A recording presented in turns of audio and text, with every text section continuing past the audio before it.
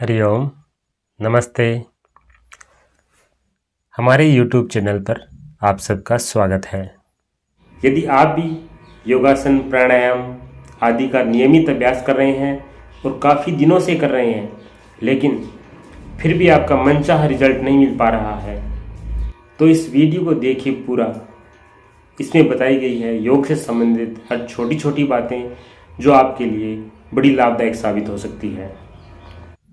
आज के वीडियो में हम जानेंगे योग क्या है, योग की परिभाषा क्या है, महर्षि पतंजलि के अनुसार योग क्या है, योग के क्या क्या सावधानियां हैं, योग करते समय हमें किन किन बातों का ध्यान रखना चाहिए, क्या इसके रूल्स एंड रेगुलेशन हैं।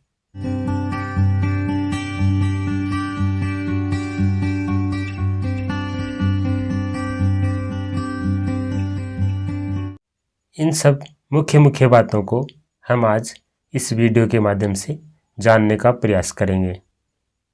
तो देखते रहिए हमारा वीडियो लास्ट तक। तो सबसे पहले हम जानते हैं योग की परिभाषा। योग क्या है? योग संस्कृत के एक शब्द युज धातु से बना है, जिसका अर्थ है एक होना, जुड़ना, मिलना, संयोग होना या एकत्व होना। इस शब्द के विस्तार को थोड़ा और समझते हुए हम जान सकते हैं जीवात्मा का परमात्मा से मिलन, व्यक्ति का समाज से मिलन, या फिर हेल्थ से संबंधित अगर इस शब्द को हम जोड़ने का प्रयास करें तो हमारे हेल्थ के स्वास्थ्य के जो एस्पेक्ट्स हैं, फिजिकल, मेंटल, स्पिरिचुअल, सोशल, इन एस्पेक्ट्स का, इन लेवल का एक होना, इनमें सामंजस्य होना, इनमें समन्वय होना, ये सब योग के द्वारा, योगाभ्यास के द्वारा हमें प्राप्त होता है। योग एक सम्यक जीवन का विज्ञान है, जीवन जीने की कला है। अतः इसका प्रयोग हमें हमारे दैनिक जीवन में दिनचर्या के अंग के रूप में करना चाहिए, अर्थात योगा को part of daily routine life बनाना है। योग के अभ्यास की बात करें तो योग स्वस्थ व्यक्तियों के लिए ही है। स्वस्थ व्यक्ति यदि इसका प्रतिदिन अभ्यास करते हैं, अपनी दिनचर्या में इसको शामिल करते हैं, तो वे रोगों से काफ़ी दूर रहते हैं। और यदि उनके शरीर में कोई रोग है, कोई पीड़ा है, कोई समस्या है, तो वो धीरे धीरे निरोग होते चले जाते हैं। स्वास्थ्य का लेवल जिस प्रकार धीरे धीरे बढ़ता है, रोग का, समस्या का, पीड़ा का स्तर धीरे धीरे घटने लग जाता है और व्यक्ति स्वतः ही निरोग, स्वस्थ होता चला जाता है। सामान्यतया हम आसन को ही योग मानते हैं, जबकि योग एक विस्तृत शब्द है। आसन, प्राणायाम, मुद्राएं, बंध, ये तो इसका पार्ट है। अब सवाल ये आता है कि क्या हर व्यक्ति को हर योग करना चाहिए? तो इसके लिए प्रत्येक व्यक्ति को अपने व्यक्तित्व, अपने शरीर की प्रकृति और अपने शरीर की आवश्यकता के अनुसार योग के पार्ट्स का, योग के अंगों का चयन करना चाहिए और उसे अपनी डेली लाइफ में शामिल करना चाहिए। पिछले कुछ वर्षों की हम बात करें तो योग आध्यात्मिकता से निकलकर वैज्ञानिकता की ओर, अपने भारतीय स्वरूप से हटकर अंतर्राष्ट्रीयता की ओर और व्यक्तिगत साधना से हटकर समाज के लिए उपयोगिता की ओर बढ़ रहा है। महर्षि पतंजलि के योग सूत्र में योग की परिभाषा दी गई है, योगश्चित्तवृत्ति निरोधः, अर्थात अपने चित्त की वृत्तियों का, अपने मन की वृत्तियों का निरोध करना, उसे रोकना ही योग है। पिछले कुछ वर्षों की रिसर्च हमें बता रही है कि योग से मानसिक तनाव, स्ट्रेस लेवल कम होता है, मन व शरीर का सामंजस्य बढ़ता है, मन व शरीर का संतुलन होता है और कार्य करने की क्षमता बढ़ती है। मन के शांत होने से बुद्धि का विकास होता है, जिससे शरीर में उपस्थित कोई भी रोग हो वो धीरे धीरे अपने आप चला जाता है। योग कोई साधारण व्यायाम या एक्सरसाइज नहीं है। योग एक जीवन जीने की कला है, एक जीवन शैली है। महर्षि पतंजलि के अनुसार यदि हम आसन की परिभाषा को देखें तो इसमें बताया गया है स्थिर सुखम आसनम, अर्थात जिस अवस्था में स्थिर ये शरीर स्थिर और सुखपूर्वक रहे वही आसन है। मन व शरीर दो अलग अलग चीज नहीं है जैसा हम नॉर्मली सोचते हैं। मन शरीर का सूक्ष्म रूप है और शरीर मन का स्थूल रूप है, और योग के अभ्यास से इन दोनों में सामंजस्य और समन्वय स्थापित होता है। तो ये तो हमने जाना कुछ योग की परिभाषा, योग के अर्थ के बारे में, और योग से क्या क्या परिणाम आते हैं, क्या क्या रिजल्ट्स आते हैं। अब हम जानते हैं योगाभ्यास करते समय हमें किन किन बातों का ध्यान रखना चाहिए और किन किन सावधानियों का, क्या क्या रूल्स हैं, क्या क्या रेगुलेशन हैं योगाभ्यास के, तो उसको हम जानेंगे। वीडियो थोड़ा लंबा ज़रूर बन जाएगा, लेकिन योगाभ्यास का पूरा फ़ायदा लेने के लिए हमें इसकी विधि और इसके रूल्स एंड रेगुलेशन भी जानना ज़रूरी है, क्योंकि आप जानते हैं विधि के बिना सिद्धि नहीं है। तो जो भी हम करते हैं वो विधि पूर्वक और पूरे नियमों सहित उसका अभ्यास होना चाहिए, ताकि उसका हमें पूरा फ़ायदा मिले। एक मुख्य बात जो योगाभ्यास करते समय ध्यान में रखनी है वो है श्वास और प्रश्वास। श्वास हमेशा नाक से लेना, नाक से छोड़ना ही चाहिए। नेक्स्ट है, हम जो भी आसन करें, जो भी क्रिया करें, पूरी एकाग्रता और ध्यानपूर्वक करें। योग अपने आप में संतुलन है, अर्थात जो आसन हम बाईं साइड से करें वो उतनी ही बार दाईं साइड से भी करें। आसनों का अभ्यास करते समय यदि बीच बीच में थकान सी अनुभव हो तो बीच बीच में 2 या 3 बार लंबे गहरे श्वास लें या फिर शवासन का अभ्यास करें।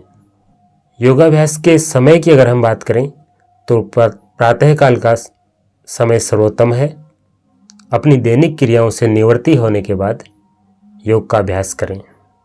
यदि सायंकाल भी आपको अभ्यास करना है तो दोपहर के भोजन के कम से कम 4 घंटे बाद अभ्यास कर सकते हैं। महिलाएं गर्भावस्था में भी कुछ आसनों का अभ्यास कर सकती हैं, लेकिन किसी योग्य शिक्षक से परामर्श के उपरांत ही करें, और गर्भावस्था के अंतिम दिनों में सिर के बल करने वाले कोई भी आसन ना करें। उम्र की बात करें तो सभी उम्र के लोगों के लिए आसन अलग अलग तरह के हैं। अतः आसनों का चयन हमेशा अपनी उम्र, अपने शरीर की प्रकृति, अपने शरीर का बल और शरीर में उपस्थित रोग, इनको देखने के बाद में ही करना चाहिए। आसनों में किसी प्रकार की कोई ज़बरदस्ती, किसी की देखा देखी ये नहीं होना चाहिए। पूरी सहजता के साथ, पूरी एकाग्रता के साथ, पूरे धैर्य और विश्वास के साथ योगाभ्यास करना चाहिए। योगाभ्यास के स्थान की हम बात करें तो योग करने का स्थान है वो एकदम खुला वातावरण होना चाहिए।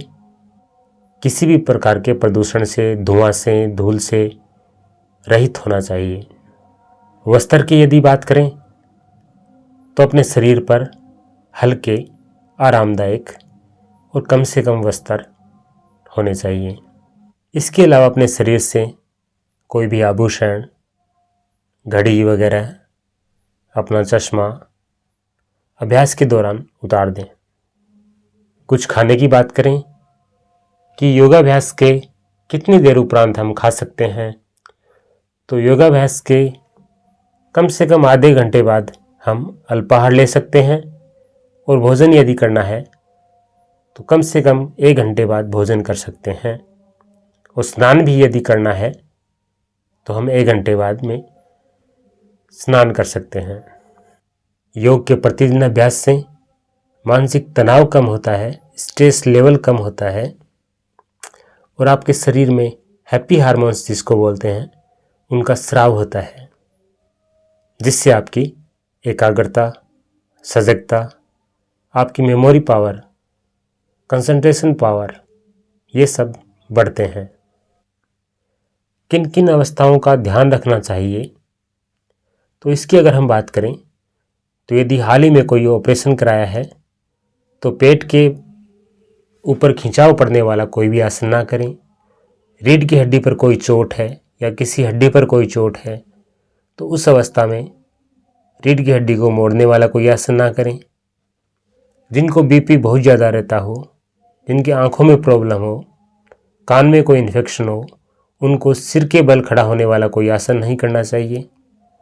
आसनों की शुरुआत और समापन हमेशा प्रार्थना के साथ होनी चाहिए। इससे हमारे आसनों का असर दुगुना हो जाता है, क्योंकि प्रार्थना से हमारे माइंड में कामनेस आती है, एक पॉजिटिव एनर्जी का शरीर में फ्लो होता है और आत्मविश्वास बढ़ता है। आसनों के अभ्यास के पश्चात 5 से 7 मिनट शवासन में लेटें और हमने जो अभी तक अभ्यास किया है उसका शरीर पर क्या प्रभाव पड़ा है, उस चेंजेज को फील करें, अनुभव करें। बॉडी के किस पार्ट में खिंचाव हो रहा है, किस पार्ट में जकड़न हो रही है, किस पार्ट में हल्का सा दर्द महसूस हो रहा है। उस हर एक छोटी से छोटी चीज़ को बंद आँखों से अनुभव करें और अपना पूरा ध्यान अपनी श्वासों पे रखें, आंखें बंद रखें। क्योंकि ये बात हमने वीडियो के शुरू में भी बताई थी कि योग का परिणाम जानने की नहीं, अनुभव करने की चीज़ है। योग का यदि हम 100% लाभ लेना चाहते हैं तो अपने भोजन पे कंट्रोल अवश्य करें। खाना आपका शुद्ध, सात्विक, पौष्टिक और मिताहार होना चाहिए, अर्थात भूख से थोड़ा कम। ठूस ठूस कर नहीं खाना चाहिए और अधिक तला भुना, ज़्यादा तेल मिर्च मसाले युक्त तामसिक आहार का सेवन नहीं करें। तो आज हमने जाना योग के बारे में, योग की परिभाषा, योग के अर्थ के बारे में, योग के रूल्स एंड रेगुलेशन के बारे में। एक बात हम दोबारा रिपीट कर देना चाहते हैं कि योगासनों का चयन हमेशा अपने शरीर की प्रकृति, शरीर की उम्र, अपने बल और शरीर में उपस्थित रोग, इनको देखने के उपरांत ही चयन करें। किसी की देखा-दाखी नहीं करने, सारे योग हमें नहीं करने हैं। एक दूसरी बात, योगासनों की संख्या बढ़ाने की बजाय 1-2 आसन को ही अच्छी तरह विधिपूर्वक करें, पूरा टाइम देके करें और उस आसन में होल्ड करें। जैसा पतंजलि ने बताया है, स्थिरम सुखम आसनम, यानी उस आसन में ज़्यादा से ज़्यादा रुकने का प्रयास करें। तो इन छोटी छोटी बातों का ध्यान रखेंगे और हम योग का अभ्यास करेंगे तो हमें बहुत अच्छा रिजल्ट मिलेगा, बहुत अच्छा परिणाम मिलेगा। हम स्वस्थ और निरोग रहेंगे और अपने जीवन को सुख और आनंद पूर्वक जिएंगे, रोग रहित सुखी जीवन। हम हमारे वीडियोज़ में बताते हैं हमेशा ऐसी बातें जो योग और स्वास्थ्य से जुड़ी हो, या स्वास्थ्य प्राप्त करने के लिए क्या क्या ज़रूरी है, हमारे आहार के बारे में, हमारी दिनचर्या के बारे में, हमारी लाइफस्टाइल के बारे में। तो देखते रहिए हमारा यूट्यूब चैनल, और यदि अभी तक आपने सब्सक्राइब नहीं किया है तो चैनल को लाइक एंड सब्सक्राइब अवश्य कर लें ताकि नए नए अपडेट्स आपको मिलते रहें। हरिओम, नमस्ते।